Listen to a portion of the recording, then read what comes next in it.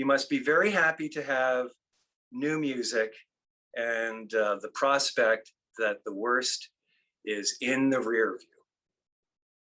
Yeah. I think I think all of us here in Ontario, certainly in downtown Toronto, it's sort of cautiously optimistic about that opening up,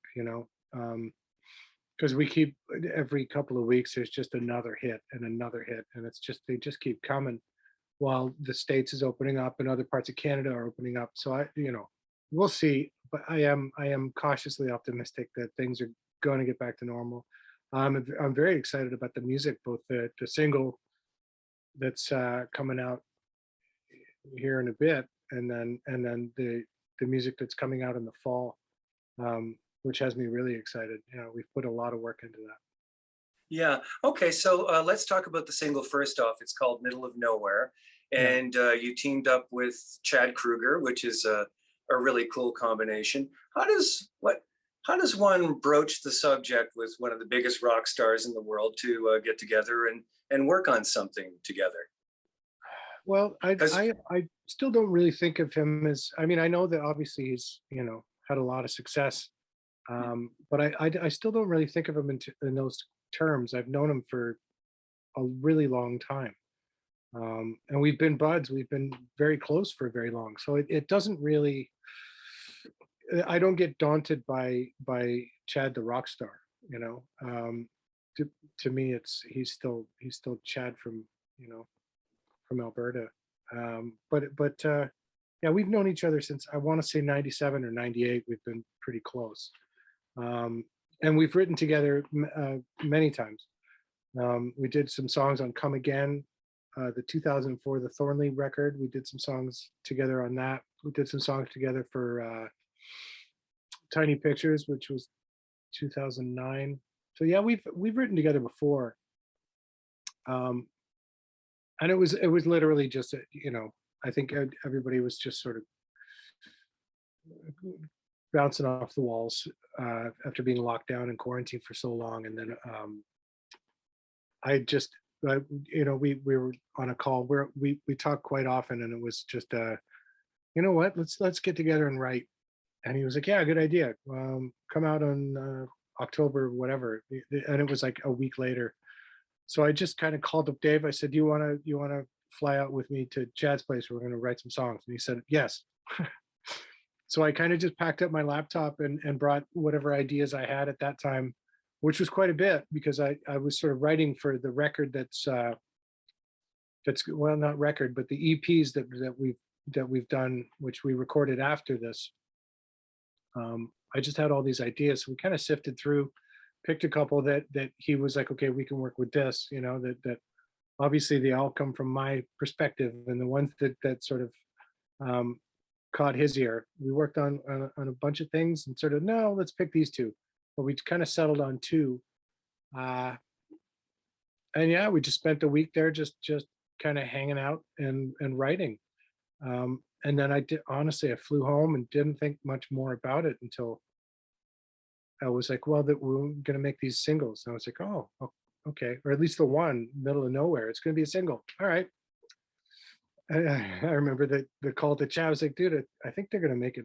They're going to release it as a single. And he's like, oh man, it's going to be a bloodbath, because he's convinced that I'm just flushing my career down the top. I'm like, dude, I don't have much of a career to flush, so don't worry about it. But it's all in good fun. Any of that stuff.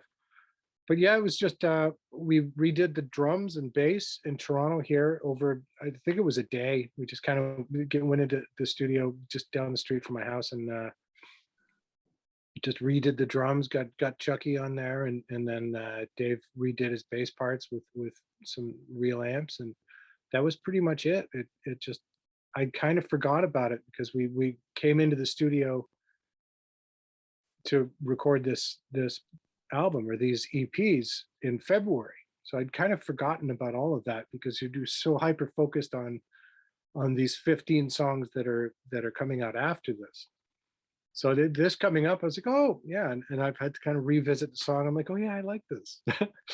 But no, honestly, it's really just a natural, easy thing, sitting down with a good buddy and banging out a rock song. It was just a lot of fun, and I think it's one of those as a standalone single, separate from the album. I think it's just a lot of fun. It's a great summer banger, you know. One thing that that does strike me is the tempo. I, I I think would it be fair to say that most of the Big Wreck singles, with exceptions, have a fairly bright tempo, and this is more of a slow medium tempo, Mhm. a little Eh, more fat groove on it. could be, yeah, Yeah, could be. I mean, I don't pick the singles, right? I kind of right. I take a step back from that. I think I've one criticism of my own writing and of our music from me is that a lot of it is lower mid tempo. A lot of it is in this tempo, not Mhm. specifically, but in and around these slower, sort of dirgy. And I like to, I just love that stuff.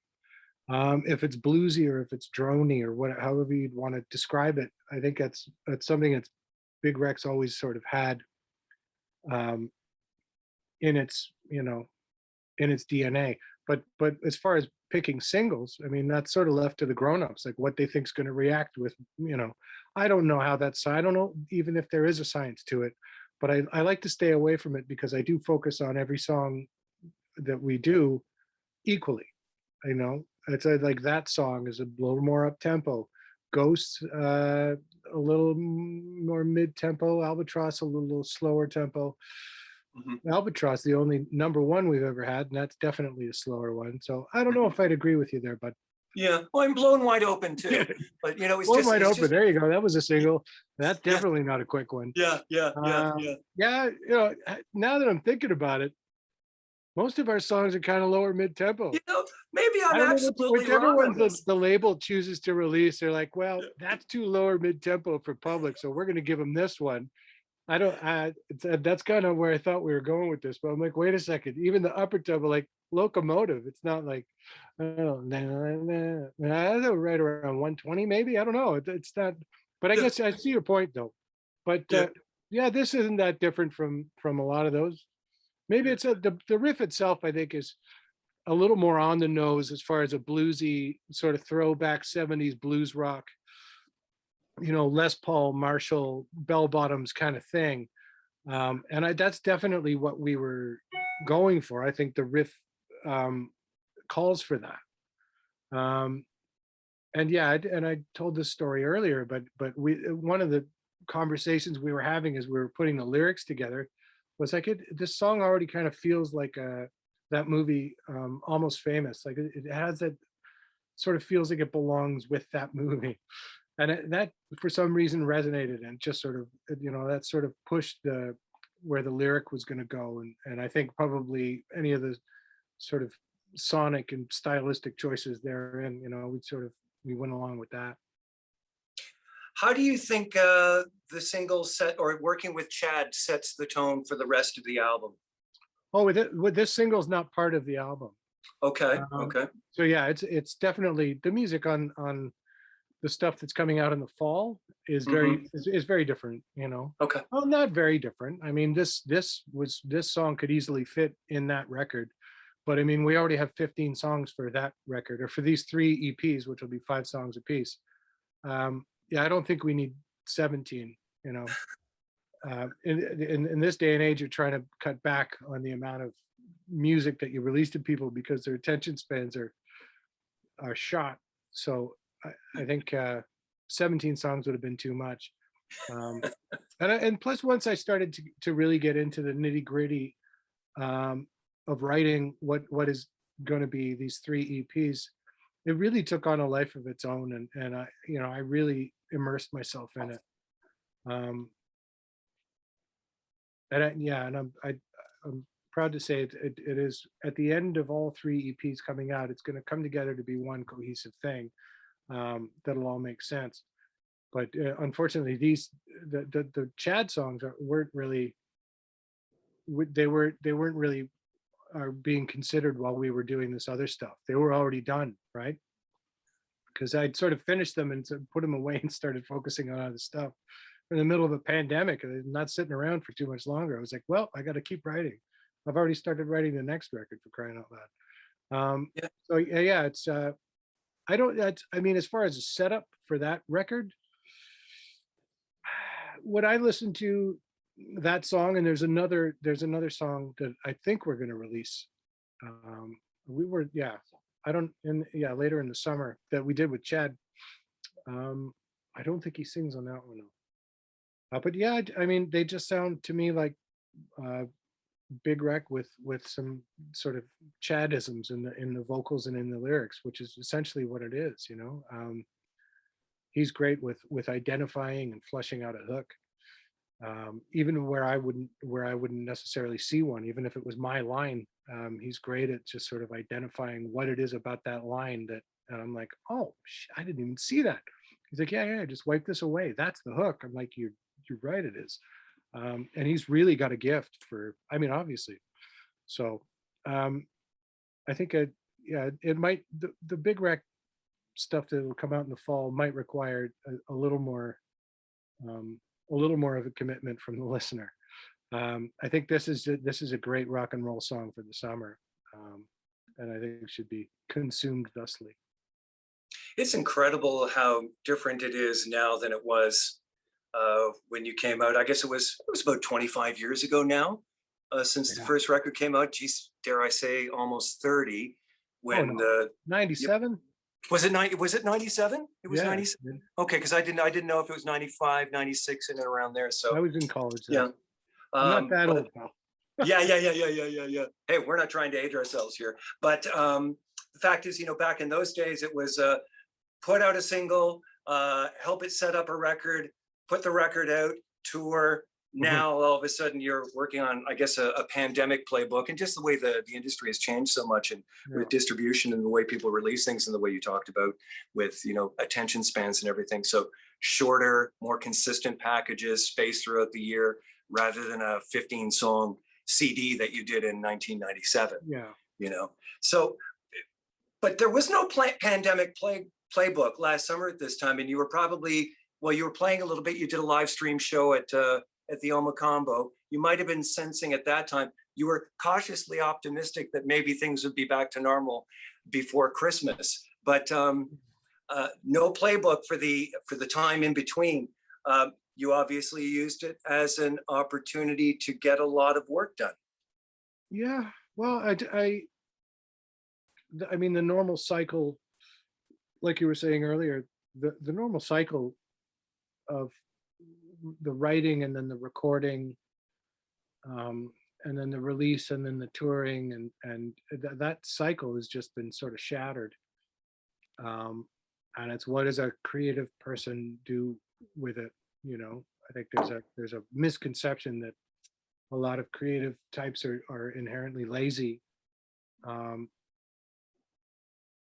And that's certainly not the case. I think for most of the writers and the musicians and artists that I know, everybody's, while it's nice to take a break from a particular focus, you just have to kind of readjust where you're going to take the break to. Yeah. So with writing, it was, I do get very immersed in a project, so much so that it's like I like physically need to take a break from it, because like there's sleeping and like my eating and just all that stuff really kind of takes a back seat to I sort of obsessively working on stuff, and then you take a step back and usually you can start fresh on a different set of muscles, touring. But that hasn't been the case. So having to realign how you, when you come up for air, you have to go right back down again. It's honestly hasn't been that much of an adjustment, because I'm pretty much a homebody when I'm not on the road. I'm pretty much a homebody anyway. But yeah, I think all this, once everything, hopefully, touch wood, gets back to normal, hopefully this record stands head and shoulders above the rest because of that. I think because of there's nothing on it that where I'm like, yeah, I wish I just, I wish that one spent a little more time under the rolling pin. There's nothing that's everything, every last rock has been, it's perfect to me. And even so far as the mastering, we've been going back and forth with the mastering. So it's not quite, it has to be just, whereas maybe 5 years ago, it'd be like, yeah, it sounds great. We got a show. So yeah, it's good. So you guys release, okay, we gotta go. It's one of those. It's like, no, no, no.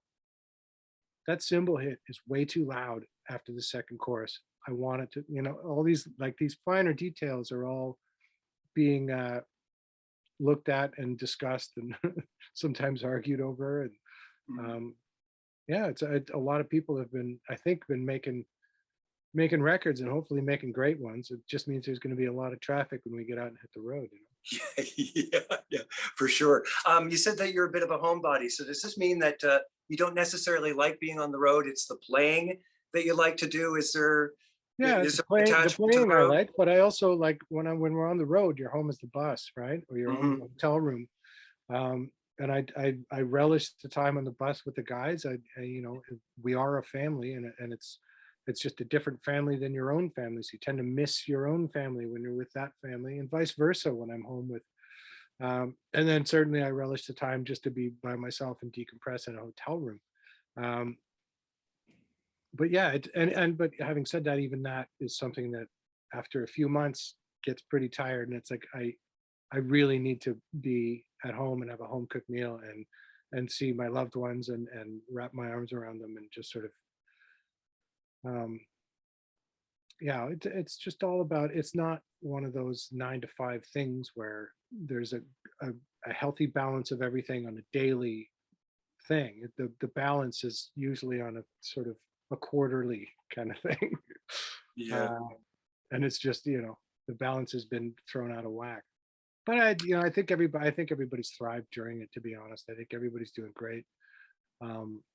Dave and I and Chris have probably spent more time practicing, uh, and just sort of getting our chops to a level that they haven't been before. And I think that's hopefully something that'll translate into live shows once we're able to get back out there. And I know Sekou, he played drums on the on all this stuff. Although not on the single. On the single, it was Chuck still that played drums. Chuck had to step away um, when we started to record I keep saying album, but the EPs. When we started to record that, Chuck had to step away for personal reasons, and that was a quick call to Sekou, who was our drummer in Thornley. And him and I have maintained a good relationship over the years. He's a great friend and just an unbelievable drummer. And he stepped in like as I was getting to the end of the question, he was like, "Yeah, dude, I'll be there. Send me the music." So you know, it's and dare I say, I think he's gotten even better than he was in Thornley. So yeah, it's a scary record. It's going to be a scary unit of guys, musicians who are hungry to hit the road and play for people. You're a bit of a notorious gearhead. Have you used the downtime to to play around with your gear, tweak it, Yeah, get some I new noticed toys? that goes. That's something I actually said that to my partner, if not yesterday, then the day before. I was like, I noticed that when I get to a certain point where, okay, I've sort of emptied this tank, I've emptied that tank, and I get to a certain point, and it's when I start ripping guitars apart and saying, "What if?" And then I'm like, "What?" I start switching things and soldering this to that, and taking the drill out and throwing in a new switch to throw something out of phase. And what if I try? Once that starts, I know it's like it's time to hit the road. It's time to go do something, because all I'm doing is ruining guitars. I have a few little projects, sort of cheapies that are there. That's just what they're there for.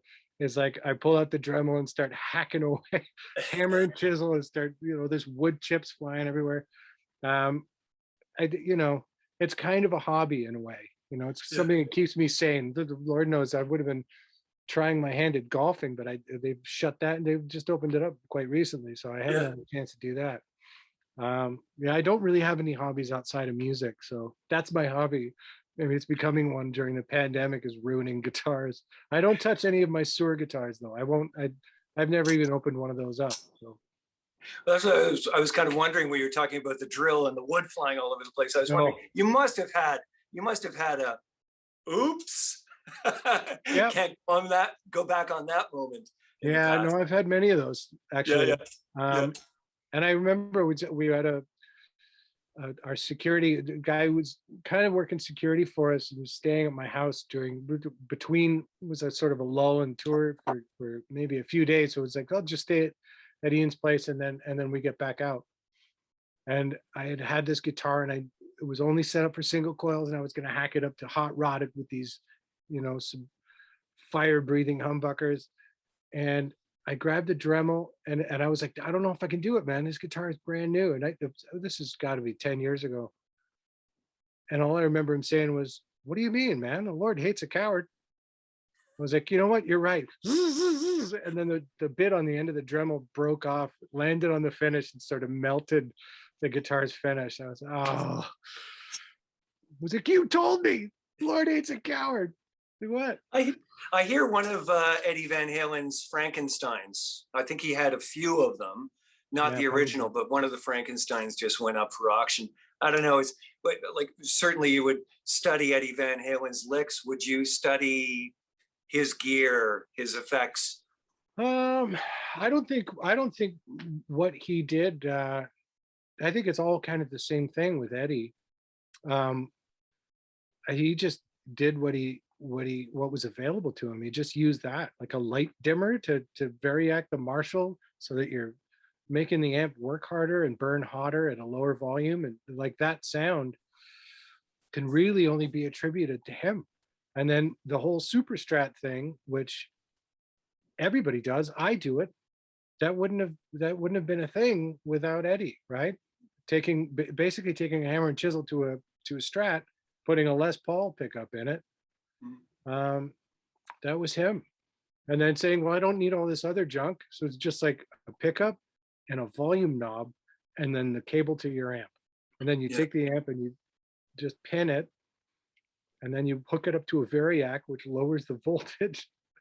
It all seems kind of dangerous, to be honest, but man, oh man, what a noise. And then obviously his playing and the music that came out of the guy. Uh, I think there's a wealth of things that people can study when it comes to Eddie Van Halen. So I don't know if me wanting to hack into guitars and try this and try that, I don't know if it comes from him, but I mean that spirit definitely it's a kindred one for sure. Just curiosity and wondering what it feels like to have that sound come out of your hands. I think that it stems from something in there. He found his early on and changed the world with it. Yeah, yeah, yeah. So when you do go in and do a hack, do you know what you're looking for, or do you find Generally, some? Yeah, generally, yeah. I've had some happy accidents. Mm-hmm. Even early on, like the telly that I used, which I still have, the telly that I used to record the first album there were some happy accidents that happened in there. Um, that I was still in college when I was hacking that thing apart. Um, but I ended up using that guitar and a Strat for the first record. And yeah, I every once in a while you mix a couple of things together that shouldn't be mixed together. Like, yeah, you can't have that, and then you try it, and it for some reason it works a certain way, and then of course it breaks down while you're on the road because my solder joints are terrible and I don't know anything about any of that stuff. I just sort of like, if I hook it up there, it works. And then, a real guitar tech will open up a guitar that I've been inside of and either have a heart attack or just start laughing. Um, so I generally, when I can, if anything needs to be done on a guitar that I'm touring with or in the studio with, I'll leave that to a professional, Yeah. because I simply I don't have the skills. So if you were told, Ian, you can only take one guitar out with you, is there one axe, is there one setup that could get the whole job done for you? Yeah, but the sewer Ian Thornley model, it's Yeah, perfect, yeah, perfect for me. yeah. I can get pretty much, I can copy a Strat, I can copy a Tele, I can copy a Les Paul, I can copy any sound that I would use in the studio to get whatever colors I wanted on a song. Generally speaking, nowadays, I'll probably just be using that. And then live, and the way it feels, the way it sounds, John Sewer is a genius. And I don't think I'm overshooting that when I say that. Like he's just, he's smart on a different kind of way than anyone I've ever met. And has reverse engineered everything that's great about guitars and amps of the past. Why is it that we love that? What is it about why that sound that we love? And he's able to isolate it and then recreate it, you know? So when you have a guy like that in your corner, and he's been a great friend as well as just, I'm just thrilled that I get to play his guitars. And that's one of those is the obvious choice. So you have 3 dates in July. All of these drive-in experiences. Have you had the opportunity to perform in one of them yet? Yeah, we've done a few. Yeah. We've done a few. Yeah, it's old And hat. how do you like it? I'll take it. Yeah. Yeah, it's not a normal show, but I mean, what's normal right now? I'll take it. I'll take that over the live stream because at least there's other people there, and if you do something cool, you get a honk. Yeah, yeah, yeah. And you have to do what you have to do, and I understand why artists are doing live streams, and I know there are fans out there that pay for them, sign up and watch them, but It's it's weird. just not, you're just not there. Very weird. You just Very can't, weird. it's a different thing. It's fine. It is what it is, but it's not the Yeah, live music. the other thing was like we did one, and we didn't have control of the mix, the one that got broadcast out, and it was very strange. It was like that's not what happened on stage. Like that's not what that sounded like. So those kind of things those worry me. But whatever, it's a whole new world, and it's sort of live and learn and try to figure stuff out as you go. Yeah. Yeah, it was weird for 5 minutes. Our first time we did a drive-in thing, it was weird for 5 minutes. Not even. It was weird for the first half of the first song, and then it was like, okay, well, I can rock this. Let's try. Let's see what we got. And you just kind of figure it out. Yeah. So CityView Drive-In July 3rd. I don't know. You don't have the dates, Yeah, that's okay. July That's all 3rd. right. I'm pretty sure it's July 3rd. So tickets are on sale now. You can get them at the rock.fm. I think we're giving a few away Awesome. between now and showtime.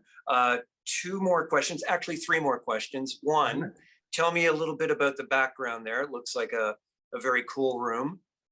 We're at Noble Street Studios, which is where we cut the record. So yeah, I just this is where we're doing it, and I'm sort of listening to some of the mastering passes that have been sent over recently, and currently at my house, there's the next door neighbor is doing construction. They're building a condo in the back of my house. Oh, right. And there's construction going on in my basement to build actually a studio down there.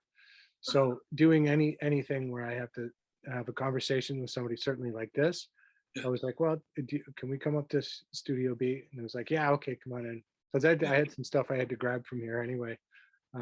So yeah, it just kind of worked out. I wish I could say this is all, yeah, it's my living room. It's my sweet SSL right there. Just a little board, Well, I thought it might be, so anyway. The old anchor, the old ball and chain back here. No, I wish. No, there's a lot of great gear in here, man. This studio has really been, it is like a second home to me these days. It's been great. Do you like to take it easy? Oh, okay. Yeah. I was told to try it. Okay. No, you did it wrong. Yeah, no, I know where you're going with that. Yeah, no, I'm always taking it ish. Yeah, Uh, well, good that's for you. Really nice. somebody's giving you an inside line. Huh? Somebody's giving you a Yeah, little. and Yeah. I don't know anything about All it. I just right, all throw right. on No, there, sometimes I even take it easy. I don't know. You take it Take easy. it easy. Yeah, yeah. Really nice to see you like this. Let's connect in person sometime. Have great dates at the drive-ins, and yeah, it's all in the rear view. Make sure you get your jab, and we'll all be back to normal sooner than later. Indeed, buddy. All Absolutely. right. Thank you very much, Ian. All right, you take it easy. Cheers. Take it easy. All right, ciao.